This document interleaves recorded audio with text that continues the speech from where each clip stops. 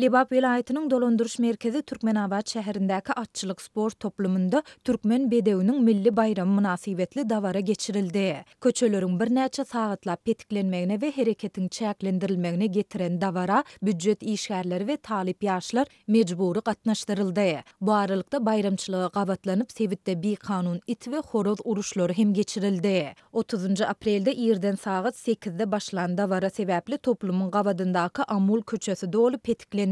Avtologlar aýlawly ýollary saýlap başga köçelerden geçmeli boldular diýip Azatlyk radiosynyň Sebitdäki habarçysy 1 maýda aýtdy. Şeýle-de atçylyk toplumynyň öňünde Ýörite platformasy bolan ulag ýerleşdirildi. Döwlet telewiziýasynyň işgärleri bu platformanyň üstünde durup at çapyşygy we toplumda bolan beýleki aýdym sadly dawaralary ýazga düşürdiler. Bu dawara adatça bolşýaly büdjet işgärleri we talip ýaşlar mejburi gatnaşdyryldy. Olaryň ählisi meňdeş ak sport eşigini geyipdirler diýip habarçy belledi. Türkmenistanda Türkmen bedewiniň bayramy 1992-nji ýyldan bäri her ýylyň aprel aýynyň soňky ýekşenbesinde bellenilip geçilýär. Bu ýyl 30 aprelde bellenilen bu bayram münasibetli dawaralar ýurduň beýleki welaýetlerinde hem geçirildi. Ahal welaýetindäki halkara ahal teke atçylyk sport toplumunda geçirilen dawara prezident Serdar Berdimuhammedow hem gatnaşdy.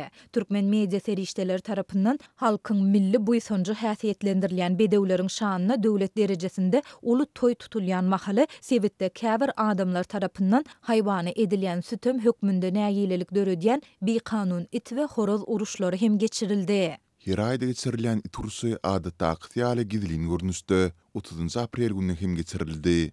Bu taparky uruş Türkmenabatyň 30 kilometr uzaklykda Farab şäherçesiniň günwataryndaky bir tokoýlykda gurnaldy. Oňa 400-den gowrak tomusçy gatnaşdy diýip habarçy aýtdy. Habarçymyz bu çäräniň esasan totalizator ýagny humar oýnamak üçin geçirilýändigini aýdyp, bu gezek it urşunyň üstünde 20-30 müň manat aralygynda pul goýulandygyny belledi. It urşu ýerden sagat 8-den öýlen sagat 2:30-a çenli dowam etdi diýip habarçy aýtdy. Türkmenistanyň itçilik we kinologiýa işi hakyndaky kanununda itleriň sinaw tutuluşyklarynyň ygtyarlandyrylan edara tarapyndan tasdiklanylan düzgünlere laýyklykda diňe tohum itleriniň arasynda geçirilmeligi aýdylýar. Şeýle-de kanunda aýry tohumly we psihikasy dengelmeýän itleriň arasynda it uruşlaryny geçirmek itlere rehimsizlik hökmünde ikrar edilýär. Mundan başga da Sebitde bir kanun horoz uruşy hem geçirildi. Habarçymyzyň maglumatyna görä Saýat etrawynyň bir obasyndaky howly jaýda gizlin görnüşde geçirilen uruş 29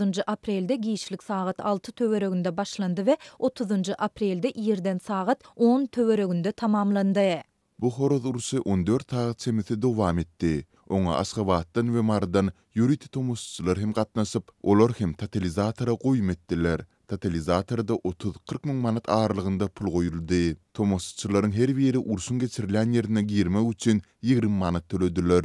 Diýip habarçy horoz urşunyň geçirilen ýerinde dürli naharlaryň bişirilendigini we tomoşaçylara satylandygyny hem belledi. Türkmenistanda uzak wagtdan bäri näresmi ýagdaýda geçirilen horoz uruşlaryny düzgünleşdirýän kanun namanyň bardygy ýa ýokdugy anyk belli däl. Ýöne ýurduň administrativ hukuk bozulmalary hakyndaky kodeksine görä haýwanlara rehimsiz garalmagy eger bu haýwanlaryň ölmegine, mejburi soýulmagyna ýa-da agyr şikes almagyna getirse, şonuň ýalda haýwanlaryň horlanmagyna sebäp bolsa, onda ya duýduruş berilýär ýa-da binýatlyk mukdaryň 0,5 bölegine çenli möçürde jerime salynýar. Türkmenistanda itleri we horozlary uruşdurmak däbi ýurtda alybaý itleriniň we ahal teka atlarynyň kurtlarynyň döwlet derejesinde östürilýän wagtynda dowam etdirilýär. Galyberse-de bu haýwanlaryň kultu östürilýän bahaly häkimetler köçelerdäki itleri we pişikleri köpçülikliň tutup, urup ýenjip öldürýärler.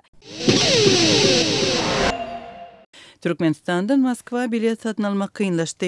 Türkmen hava yollarının bilet satyan ofislerinde öňümüzdäki yarım ýyla uçar biletleri satılmaýar. Goşmaçy töle bilen satylýan bilet hem köpdäl üstesine de olar gymmada düşýär hem köpler üçin el yeterli däl diýip Azatlyk radiosynyň Aşgabatdaky habarçylary maglumat berýärler. Türkmen hava yollarının bilet satyan ofisleriniň maglumat bölüminde oktyabr aýyna çelini Moskva biletin ýokdugyny aýdýarlar. Emma kassirleriň aýdysy ýaly bilet peýda bolanda üstüne 2500 manat gosmaçy berilip, destine satyn alynýar. Dip paytaxtaki habarçymyz 30 aprelde aýtdy. Ortada uçuşlary amal aşyrýan Türkmen howa ýollarynyň web sahypasynda içerki we daşary ýurt uçar gatnawlaryna bilet gözlemek üçin online gözlöw hödürlenýär. Ýöne ýakyn aýlary bilet satyn almak mümkinçiligi ýok. Aviakompaniýanyň resmi web sahypasynda Moskwa gatnaýan reisler baradaky maglumatlarda yer ýok diýilen bellik görkezilýär. Bu aralykda Aşgabatdaky habarçymyz online bilet satyn almak mümkinçiliginiň paýtagtyň uçar biletlerini satýan ofislerinde hödürlenýänligini, emma bu hyzmatyň ýolagçynyň ýygyna dolanmak üçin bilet satyn almagy bilen baglanyşykly teklip edilýänligini aýtdy. Ýygyna dolanmak üçin biletleri diňe online görnüşinde we diňe bank kartasy bilen töläp satyn alyp bolýar.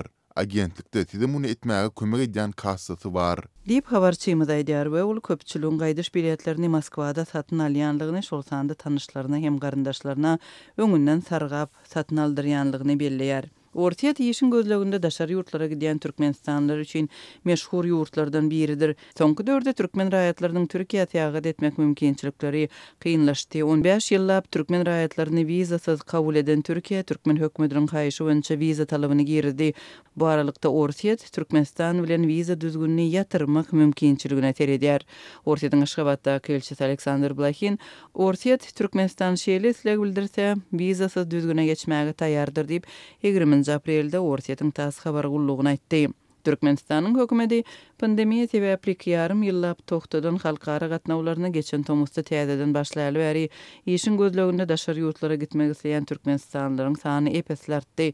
Döwlet migrasiýa gullugynyň edaralarynyň öňünde biometrik pasportlaryny almak isleýänleriň uly nowatlary döredi. Rusiýanyň obahojalyk gödäwçisi Rossel Haznadzor 20 aprelde geçiren fitosanitariýa barlygyny Türkmenistanyň getirilen 9 tonna pomidordy ziýankeş mörmöjekler anyklady. Bu barada Türkmenistanyň Kronikosy neşri Rusiýanyň obahojalyk edarasyna salgylanyp habar berýär. Bu aralykda Azatlyk radiosynyň habarçylary gök bakça örümleriniň täze hasyrynyň yerli bazarlarda peýda bolýan mahaly Balkan vilayatynyň Türkmenbaş şäherine ýyla tarasyna iç geçme keseliniň köpelýänligini habar berýärler. Yerli agronomlar obahojalyk ekinlerine ýyda geçişlerine ziýan keşleri we mörmöjeklere garşy görüşmegiň ähmiýetini ünti çekýärler. Rusiýanyň obahojalyk gödäwçisiniň Moskwa we Tula sebitleri boýunça bölümi soňky aýlarda Rusiýa ugru boýunça gök bakça önümleriniň eksportyny artdyran Türkmenistanyň getirilen 9 tonna pomidordy Günörtü Amerikanyň pomidor güýesini tapdy. Munyň ýygyany ziýanly pomidorlar ýok edildi. Rossel Haznadzor türkmen önümleriniň fitosanitariýa barlyklaryna mundan ozalym birnäçe gedek ziýanly mörmöjekler anyklapdy. Obahojalyk gödäwçisiniň Orenburg sebiti boýunça bölümi yanvar aýynyň ahyrlaryna Türkmenistanyň getirilen 18 tonna pomidordy yer alma güýesini tapdy. Rusiýa 2021-nji ýylyň apreline fitosanitariýa aladalaryna esaslanyp Türkmenistanyň gök bakça önümleriniň import edilmegine gadaganyk girdi. Ýöne Rusiýa Ukraina esasyz goşuny girizmeginiň ýygyany halkara sanksiýalara sebäp bolan Moskwa 2022-nji ýylyň martyny bu gadagançylygy ýatyrdy. Gadagançylygyň ýatyrylmagy türkmen tarapynyň Rusiýa Federasiýasynyň fitosanitariýa talaplaryny berja etmegi bilen ilteşdirildi. Bu aralykda Azatlyk radiosynyň habarçysy şu günler Türkmenbaş şäherine iç geçme keseli bilen keselxanalara barýan adamlaryň köpelýänligini habar berýär. Maglumata görä hünärmenler bu ýagdaýy gök bakça önümleriniň täze hasyrynyň yerli bazarlarda peýda bolup başlamagy bilen ilteşdirýärler. Azatlyk radiosynyň habarçysy bilen gurrundaş bolan yerli synçylar Türkmenistanyň obahojalyk önümlerini ziýankeşleriň köpelmegini daşary ýurtlardan import edilýän gök bakça önümleriniň ýurdun gümrük nokatlaryny talaba laýyk barlanmalygy bilen düşündirýärler. Söwdegärler daşary ýurtlardan import edilýän gök bakça önümlerini Türkmen standartları baş döwlet gullugyna,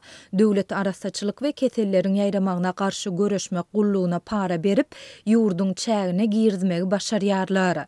Netijede Türkmenistanda öndürilen gök bakça önümlerinde hem dürlü görnüşli ziýankeşler we mörmöjekler köpelýär. Diýip bir yerli synç Azatlyk radiosynyň habarçysy bilen gurrundaşlykda aýtdy. Azatlyk radiosu maglumatlary boýunça resmi kommentariýa alyp bilmedi. Yerli agronomlar gök bakça önümleriniň ýyda geçişlerini ziýankeş mörmöjeklere garşy görüşmegiň ähmiýetini ünti çekýärler. Soňky ýyllarda ýyladyşhanalarda we açyk meýdanda östürilip ýetişdirilýän gawun, garpyzlarda, pomidorlarda we beýleki obahojalyk önümlerinde ziýankeş kebelekleriň we beýleki mörmöjekleriň köpelmegi türkmen daýhanlarynyň yetişdirýän gök bakça önümleriniň daşary ýurt döwletlerine eksport edilmegine yaramaz täsir edýär. Diýip yerli obajylyk hünärmeni Azatlyk radiosynyň habarçysyna gurrun berdi. Türkmenistanyň obajylyk resmiýetleri daşary ýurtlara eksport edilýän gökbakçy önümlerini karantin organizmleriniň şo sanyny ziýankeş mörmöjekleriň tapylmagy barada habarlar boýunça beýanat bermeýär. Azatlyk radiosynyň habarçysy bilen gurrundaş bolan yerli agronomlar Türkmen hökümetiniň obajylyk işini dünýä öňlerine laýyklykda alyp barmagy, bu uğurda maýa goýmagy, telekeçileri we daýhan hojalyklary goldamagy çagyrýarlar. Döwlet owu hojalyk önümleriniň importyny doly çäklendirmeli, gökbakçy önümlerini östürüp yetişdirmek üçin telekeçileri we daýhanlary